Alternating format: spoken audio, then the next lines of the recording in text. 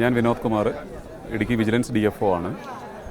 ശബരിമലയിലെ സത്രം മുതൽ സന്നിധാനം വരെയുള്ള ഈ 12 കിലോമീറ്റർ ദൂരം എല്ലാവിധ സുരക്ഷയും വനം വകുപ്പ് ഭക്തർക്ക് വേണ്ടി ഒരുക്കുന്നുണ്ട്.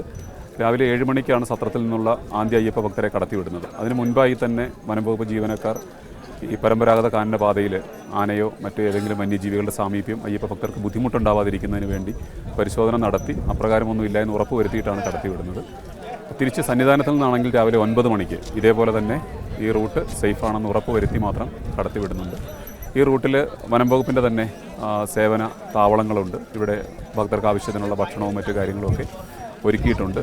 ഭക്തരോടുള്ള പ്രത്യേകിച്ച് റിക്വസ്റ്റ് എന്താണെന്ന് വെച്ചാൽ, സത്രം വഴി കയറി വരുമ്പോൾ രാവിലെ 7 മണി മുതൽ 12 മണി വരെ പ്രവേശനം ഉണ്ടെങ്കിലും പലപ്പോഴും പ്രായമായ അയ്യപ്പ ഭക്തരും കൊച്ചുകുട്ടികളുമൊക്കെ 12 മണിക്ക് നടക്കാൻ തുടങ്ങിയാൽ സന്നിധാനത്ത് എത്തുമ്പോഴേക്കും രാത്രിയാവുന്നു, ലേറ്റ് ആവുന്നു, അങ്ങനെയൊക്കെയുള്ള പല പ്രശ്നങ്ങളും ഉണ്ടായി വരുന്നുണ്ട്. അതുകൊണ്ട് അത്തരത്തിലുള്ള ആളുകൾ, പ്രായമായവരോ കുട്ടികളൊക്കെ ഉണ്ടെന്നുണ്ടെങ്കിൽ കഴിയുന്നതും രാവിലെ തന്നെ ഈ പാതയിൽ കൂടി വരാനായിട്ട് ശ്രദ്ധിക്കേണ്ടതാണ്.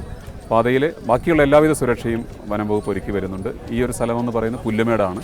ഇവിടെ ആരോഗ്യവകുപ്പിൻ്റെയും പോലീസിൻ്റെയും ഒക്കെ സേവനം ഭക്തർക്ക് ലഭ്യമാകുന്നുണ്ട്.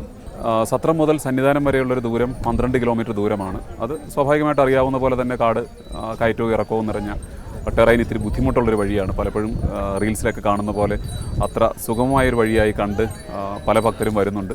അവർക്കൊക്കെ ശാരീരികമായിട്ടുള്ള അതിൻ്റേതായ ക്ലേശങ്ങൾ ഉണ്ടാകുന്നുമുണ്ട്. അപ്പോൾ അതുകൊണ്ട് അത് ഭക്തരൊന്ന് ശ്രദ്ധിക്കേണ്ടതാണ്.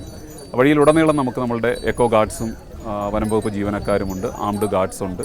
അത്തരത്തിലുള്ള വന്യജീവികളിൽ നിന്നുള്ള സുരക്ഷ 100% വനം വകുപ്പ് ഭക്തർക്ക് ഒരുക്കുന്നുണ്ട്. പക്ഷെ എന്നിരുന്നാലും ഭക്തരുടെ ആരോഗ്യവും മറ്റു കാര്യങ്ങളും അവർ തന്നെ വിലയിരുത്തിയാണ് ഇത്തരത്തിലുള്ള പരമ്പരാഗത ദീർഘദൂര പാതകൾ തിരഞ്ഞെടുക്കേണ്ടതെന്ന് പ്രത്യേകം അറിയിക്കുന്നു.